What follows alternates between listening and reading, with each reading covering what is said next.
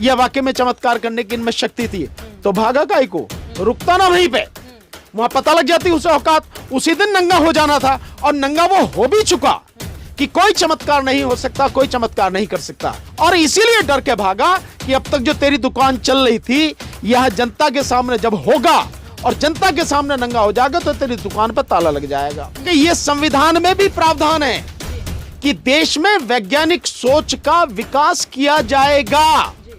ये देश इस संविधान में, भारत के संविधान में है।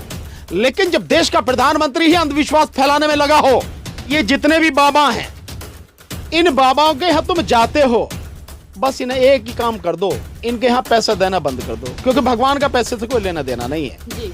जो जिसे तुम कहते हो भगवान के सब कुछ वही देता है, तो उसका दिया उसे क्या दे रहे हो यार। नमस्कार, आप देख रहे हैं द जनता लाइव और मैं हूं आपके साथ नलिनी। आज हम एक ऐसे विषय पर बात करने जा रहे हैं जो समाज में हर तरह से सक्रिय है। जी हाँ, विषय है अंधविश्वास, अंधश्रद्धा, अंधभक्ति।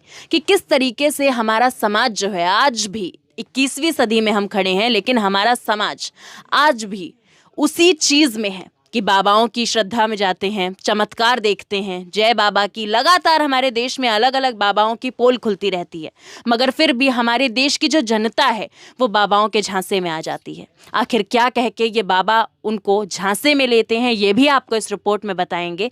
सबसे पहले मैं स्वागत करना चाहूँगी सुप्रीम कोर्ट के अधिवक्ता भानु प्रताप जी का, जो आज इस विषय में हमारे साथ बातचीत के लिए मौजूद हैं। सर, स्वागत है आपका हमारे चैनल में।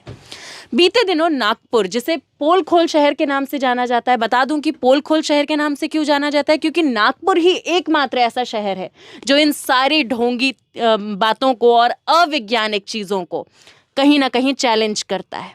नागपुर में स्थित, महाराष्ट्र में स्थित श्याम मानव जी, जो कि एक संस्था चलाते हैं जिसका नाम है अखिल भारतीय अंधश्रद्धा निर्मूलन समिति, उसके तहत ऐसे जितने भी बाबा हैं जो ये कहीं ना कहीं दावा करते हैं कि हम चमत्कार करेंगे, हम चमत्कार से आपकी ज़िंदगी बदल देंगे, उनको वो चैलेंज करते हैं कि आप एक चमत्कार, छोटे से छोटा चमत्कार करके दिखाइए। अगर आपने चमत्कार दिखा दिया तो 30 लाख की इनामी राशि हम देंगे। हाल फिलहाल में ही बागेश्वर धाम के बड़े ही प्रसिद्ध बाबा, जी हाँ, बात हम कर रहे हैं बागेश्वर धाम के धीरेन्द्र शास्त्री की, जो दावा करते हैं कि उनके चमत्कारी जो शिविर जब लगेंगे तो वो लोगों का बिना जाने किसी भी रैंडम इंसान का नाम बता देंगे, उसका नंबर बता देंगे, उसके घर में रखी चीज़ बता देंगे। तो आखिर ऐसा क्या हुआ कि उनको वहाँ से भागना पड़ा? नागपुर शहर में उनका शिविर था, 7 दिन में शिविर खत्म करके वो राम कथा खत्म करके वापस आ गए, लेकिन उन्होंने चमत्कारी शिविर नहीं लगाया। क्यों? क्योंकि उनको मानव सर द्वारा एक चैलेंज मिल गया था। क्या लगता है सर, डर के वहां से भागे वो? और अगर डर के भागे तो क्यों भागे? नहीं, डर के इसीलिए भागे कि उसे मालूम है कि चमत्कार वगैरह कुछ नहीं होता है। ये केवल लोगों को मूर्ख बनाने का एक धंधा है। जितने भी ये चमत्कार वगैरह सब दिखाने की बात होती है, और जिन लोगों के विषय में कि इसका नाम बता दो, इसका पता बता दो, इसके घर में सामान दिखा दो, वो उन्हीं के लोग होते हैं। वो बीच में खड़े कर दिए जाते हैं लोगों के बीच में, और उन्हीं में से बोलते हैं। पूरा सब कुछ, पूरी पटकथा लिखी हुई होती है जी। तो सच यही है। और जो भी पढ़ा लिखा समझदार व्यक्ति है, जो भी तर्कशील व्यक्ति है, वो व्यक्ति जानता है कि सच्चाई क्या है। तो पहले तो आपकी तरफ से, आपके चैनल के माध्यम से मैं आदरणीय श्याम मानव साहब को, उनके संगठन को, उनकी पूरी टीम को बधाई देना चाहता हूं कि इस देश में वो इतना महान कार्य कर रहे हैं।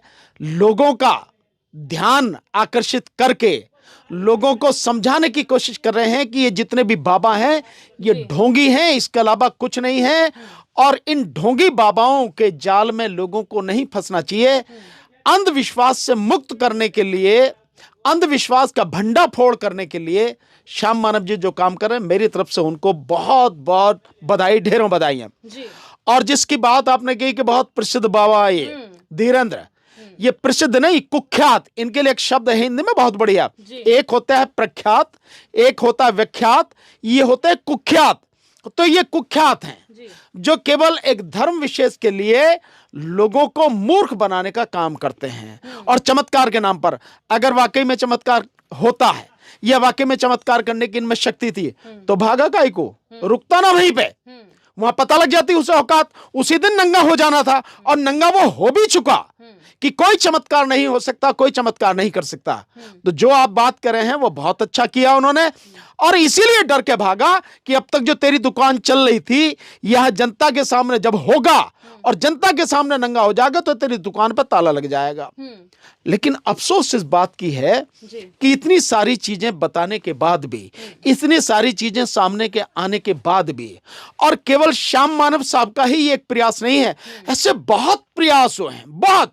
मैं अगर उनकी बात छोड़ भी दूं, जो तथागत बुद्ध का इतना बड़ा प्रयास रहा, उसके बाद और बहुत लोगों ने प्रयास किया, गुरुदेव नानक साहब हों, संत कबीर साहब हों, रविदास जी हों, कितने ही जो संत हुए हैं, और बाबा साहब ने तो पूरा आपको खोल के सबको दिखाया, बताया सारा सब कुछ। और जो तथागत की जो शिक्षा है विपश्यना, यानी उनका जो धर्म है, धम्म जो है शुद्ध रूप में क्या है, उसको जो आचार्य सत्यनारायण गोयंका जी पूरे दुनिया में दिखा रहे हैं, उनके माध्यम से विपश्यना केंद्र जो है वहां से अंधविश्वास हटाने की कोशिश की जा रही है। उसी श्रृंखला में यह भी एक बड़ा प्रयास, लेकिन बावजूद इसके लोगों की आंखों का पर्दा, इतनी मोटी जो चादर उनके आंखों पर पड़ी है, वो हटता नहीं। ये बड़े दुख की बात है कि बार बार कहने के बावजूद भी ये सब कुछ नहीं हटता है। श्याम मानव सर ने तो सर यहाँ तक चैलेंज किया कि अगर एक भी चमत्कार वो दिखाते हैं, लेकिन शर्त ये है कि जो लोग होंगे वो उनके होंगे, वो 10 लोग उनके होंगे जिनके बारे में शास्त्री जी को बताना होगा, धीरेन्द्र शास्त्री को चमत्कार दिखाना होगा। लेकिन उस चमत्कारी शिविर से पहले ही वो वापस चले गए एमपी। तो मैंने आपको इसीलिए बताया ना कि वो जो उन्हीं के, भाई वो तो दुकानदारी है, तो उनकी दुकान में काम करने वाले जो लोग हैं, उनके घर, दुकान, मकान, उनके पते में तो जान देंगे सारा सब कुछ, भाई जो उनका नौकर है। इसीलिए उन्होंने बिल्कुल सही कहा कि सच्चाई अभी पता लगेगी जब लोग हमारे होंगे, उनके विषय में बताओ, है या नहीं है। आप देखेंगे ऐसे कई लोग हैं, ऐसे कई बाबा हैं इस देश में, तो बाबाओं की एक तरह से बाढ़ है, और सिर्फ ये लोगों को ठगने का काम कर रहे हैं, इसके अलावा इनका कोई काम नहीं है। जब सामने आमने सामने बात करने की बात हो तो इनके पैरों की तले की जमीन निकल जाती है और ये दुम दबा के भाग जाते हैं, मैदान से भाग जाते हैं। लेकिन अफसोस इस बात का है कि इतनी सारी चीजों के बताने के बाद भी, इतनी सारी चीजों के समझाने के बाद भी जनता की समझ में नहीं आती है। मैं आपको बताऊं, उसी श्रृंखला में है ये, उस तरह का तो नहीं, पर उसी श्रृंखला में है ये। इस दिल्ली के आसपास की बताता हूं, दिल्ली और एनसीआर में पिछले तकरीबन 15 साल में तकरीबन 15 से 20 हजार मंदिर बने हैं, 15 से 20 हजार। जहां भी देखो कहीं पे पहले कुछ एक पत्थर रखा, फिर थोड़ी सी जो चारों तरफ ईंट रख दी, फिर थोड़ी सी एक वो उसकी बना दी दीवार सी, और देन धीरे धीरे आप देखो कि मंदिर बन गया। और वहीं से लोग लाइन लग जाती है। जैसे ही वो ठीक ठाक सा हुआ, वैसे ही लोगों के हाथ जोड़ने की, दंडवत होने की, पैसा चढ़ाने की, अगरबत्ती जलाने की पूरी श्रृंखला शुरू हो जाती है। आप देख, मतलब लोगों का, आप देखो यहां से लेके वहां तक, आप यहां से जाइए, आप यहां से आप जाइए, सड़क पे ही आपको मिल जाएंगे जो बने हुए तथागत। तो ये जो चीजें हैं, मैं समझता हूं श्याम मानव साहब का प्रभाव, जो प्रयास है, बहुत अच्छा है, और ऐसे प्रयासों को हम सबको मिलके और इनकी सराहना करनी चाहिए और इनको बढ़ाना चाहिए, ताकि ये जो ढोंगी बाबा हैं, ये तथाकथित चमत्कारी बाबा हैं, इनको नंगा किया जा सके, इनकी सच्चाई दुनिया को बताई जा सके। सर, महाराष्ट्र में एक एक्ट है जो कि the drugs and magic remedies करके जाना जाता है, जिसके तहत ऐसे लोग जो समाज में इस प्रकार का अंधविश्वास फैला रहे हैं, इस प्रकार की कुरीतियां फैला रहे हैं और अवैज्ञानिकता की बात करते हैं, जो सिद्ध नहीं हो पाता कि वैज्ञानिक रूप से पॉसिबल है, उसके तहत ऐसे लोगों पे वो लोग FIR करते हैं। तो ऐसे में सर, उनका वहां से भाग जाना, और उन पर भी FIR दर्ज करा दी गई है, और अब जो शास्त्री साहब हैं, धीरेन्द्र शास्त्री, उनकी तरफ से एक बयान आया कि हाथी तो चलता रहता है, कुत्ते भौंकते रहते हैं। नहीं तो भाग का ही हो गया, हाथी चलता रहता है, तो हाथी को चलने देना था ना, अपना चमत्कार वाला दिखाता तब पता लगती उसे। देखिए, जो एक्ट बनाया है बहुत अच्छा एक्ट है, और मैं कहता हूं इस एक्ट को नेशनल लेवल पर बनाना चाहिए, सेंट्रल गवर्नमेंट को बनाना चाहिए, संसद द्वारा पास किया जाना चाहिए, ताकि कहीं भी, क्योंकि यह संविधान में भी प्रावधान है कि देश में वैज्ञानिक सोच का विकास किया जाएगा। यह देश इस संविधान में, भारत के संविधान में है। लेकिन जब देश का प्रधानमंत्री ही अंधविश्वास फैलाने में लगा हो और अंधविश्वास की चर्चा कर रहा हो लगातार, उस अंधविश्वास को बाकायदा दिखाया जा रहा हो टीवी चैनल्स के माध्यम से रात दिन, तो बाकी मत बनेगा कैसे, रुकेगा कैसे?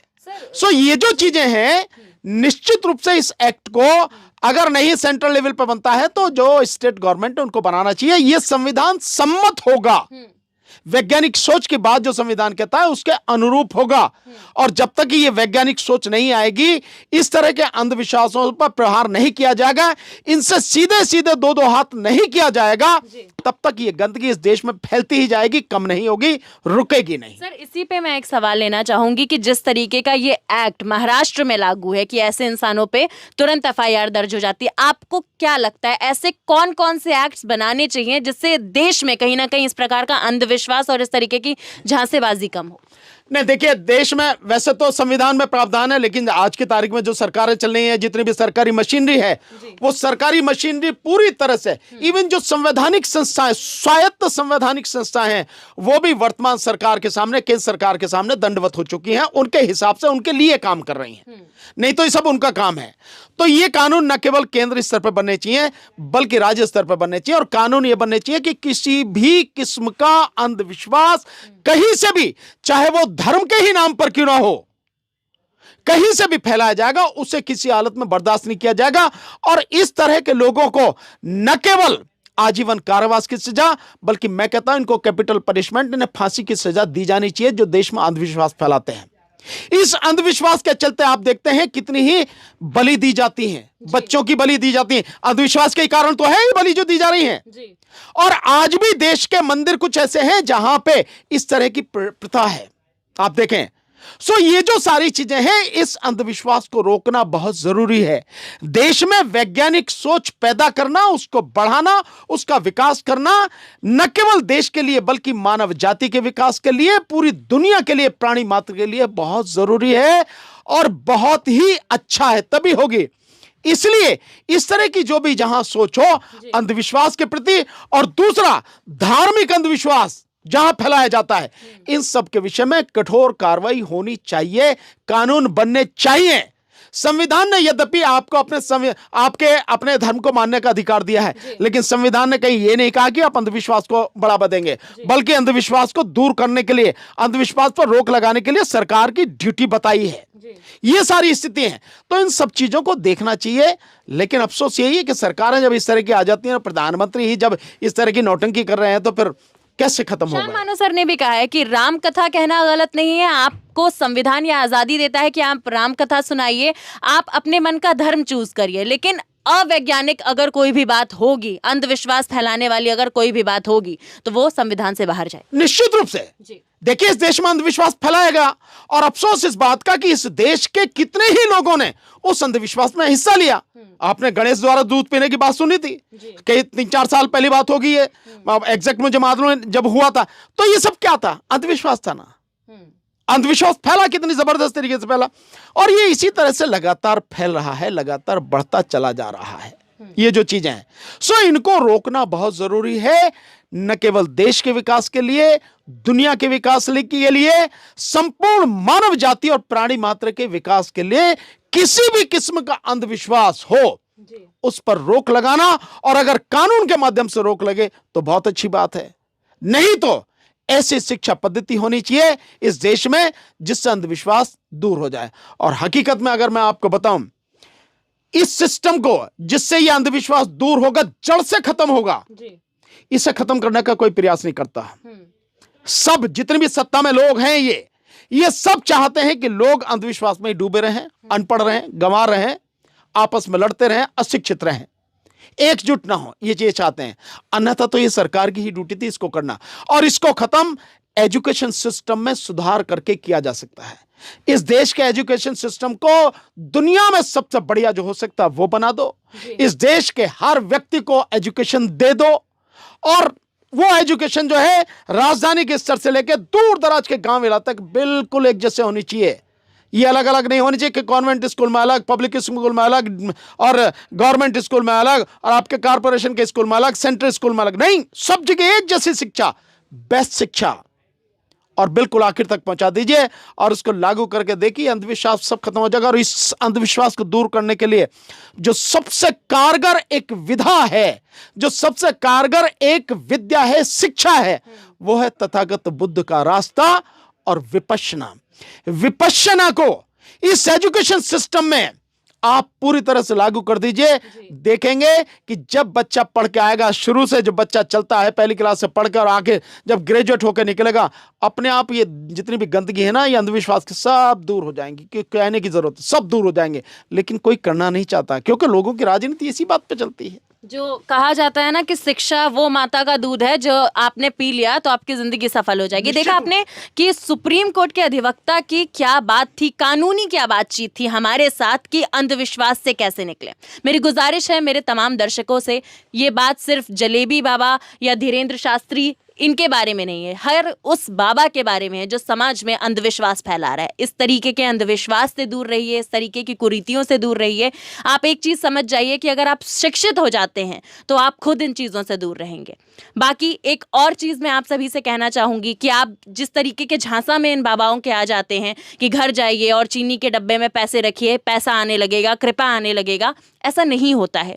वो कहते हैं ना कि हम जिस चीज़ को जितना ज़्यादा सोचते हैं, मैनिफेस्ट करते हैं, वो हमारे साथ अपने आप होने लगती है। कहते हैं ना पॉजिटिव सोचिए तो पॉजिटिव होने लगता है। ये सिर्फ सोच का खेल है। अगर आपकी ज़िंदगी वाकई कोई सफल बना सकता है तो ऐसा कोई चमत्कारी बाबा नहीं, बल्कि आपका मन बना सकता है, आपका तन बना सकता है, आपकी शिक्षा बना सकती है। एक और चीज, जी सर, ये जितने भी बाबा हैं, इन बाबाओं के यहाँ तुम जाते हो, बस इन्हें एक ही काम कर दो, इनके यहाँ पैसा देना बंद कर दो, क्योंकि भगवान का पैसे से कोई लेना देना नहीं है जी। जो जिसे तुम कहते हो भगवान के सब कुछ वही देता है, तो उसका दिया उसे क्या दे रहे हो यार मेरे। बस पैसा देना बंद कर दो, इन मंदिरों में पैसा देना बंद कर दो, अपने आप आपको सारी सच्चाई पता लग जाएगी, सारी, कुछ ही दिनों में, और तब आप तय कर लेना क्या सही है क्या गलत है।